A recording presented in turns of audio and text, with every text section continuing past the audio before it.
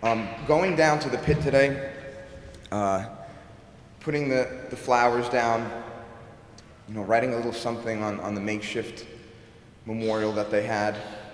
They had, last year they just had a round pool, and that was wood. This year they added a little bit more wood on the outside, and they put 2 squares in the middle. And that was to symbolize, I guess, the towers. That is where we're at 7 years later.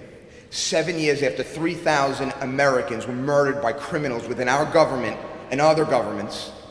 And 7 years later, there's a wooden fountain. It's disgusting.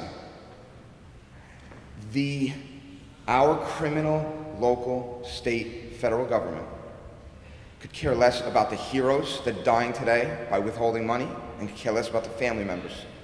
But you, all of you in this room today, have shown more care than I've seen, or I think any first responder has seen from their government, or any family member has seen. And I salute you, I applaud you, and I'm humbled by what an incredible group. This group is changing the world. We're changing the world. And we're doing it right now, right here. Coming up from the pit today, I went down there twice, actually. I went down early in the morning and later on in the afternoon. And on one of the trips down, we had a rendezvous with Mayor Bloomberg. But before even the camera can come out, and I have to thank you, Luke, for this one, because the minute they saw the camera coming out, literally there was about 6 bodyguards that rushed over and just more or less prevented us from being able to talk with Mayor Bloomberg until Heather spoke with one of the aides, and we got to speak with them. And it was just a very quick conversation. He asked me, if I lost some money. I told him I lost my uncle. Then he asked me what I do for a living, and then he turned around and walked away, and his bodyguards got right in front again. Wouldn't let us through. And so ultimately what it comes down to is, from what I've seen Luke do, what I've seen everyone here participate in, the activism, the citizen journalism, that is so important. Because for someone in his place to just turn his back on a family member and walk, just shows how much he cares. And ultimately, I happen to think that everybody in this room cares so much more than all these fake politicians that go on TV and say, oh, we're doing this, we're doing that. This is what it comes down to. There's one person in this room that I'm voting for president this year. Now, last year I said Ron Paul, because I thought he was going to take it to that next level. But instead we have this incredible lady, Cynthia McKinney, who has taken it to a level even well beyond that, and I thank you.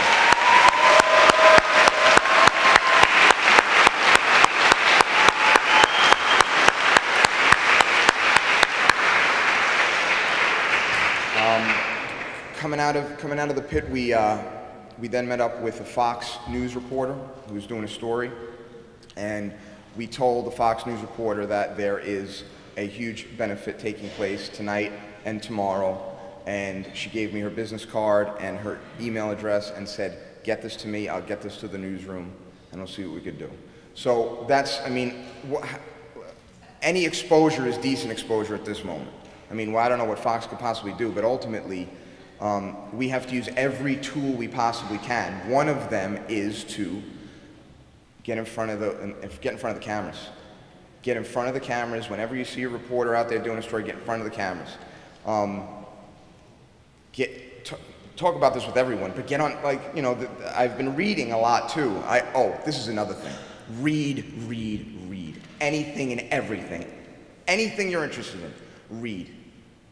Because when you read, you're in a state where you can be calm and you can soak in. And I've read a number of books about 9/11, some of the newer books by David Griffin. I'm always on 9/11 Blogger, What Really Happened, a bunch of different places. But reading, I've read that, a lot of people now want to call the talk radio stations, which, I mean, I thought it was a great idea like a year and a half ago, and I think it's still a great idea. I think blogging is excellent. I've been reading about that. A lot of us are encouraging others to start blogs. But you got to be able to express this knowledge to people. And I'm going to tell you something. I have gained a tremendous amount of friends, but I've also lost very many because they don't want to hear this. Well, I'm sorry. Because of what happened to my uncle 7 years ago, I'm affected for life. Because of what's happening here, right now, I'm affected for life. I have to talk about this. This issue needs to be spoken of everywhere. Because, like I said, right now, we're saving the lives of the heroes that went in to try to rescue and then recover my uncle's body. And we're also saving the lives of everybody on this planet because we're informing people. Get a camera. Get a camera, keep it with you. Digital camera, video camera, anything. Anytime, anything can happen. You can meet up with somebody, just even to gauge what other people say. Ask people, how many buildings collapsed? Ask people, you know, things about the day so you can understand where they are, and then you can introduce what's appropriate. But every one of us have a wealth of knowledge that we could pass on. Don't ever stop passing that on. Now, tomorrow is a huge day. Tomorrow we're going to be speaking again. Tomorrow we're going to have a concert. Tomorrow we're going to go through this. But I want to say that today is very special. And I want to thank everybody in this room for making it from a solemn day into a day of great hope. Thank you, and we'll see you tomorrow. Thank you so, so much.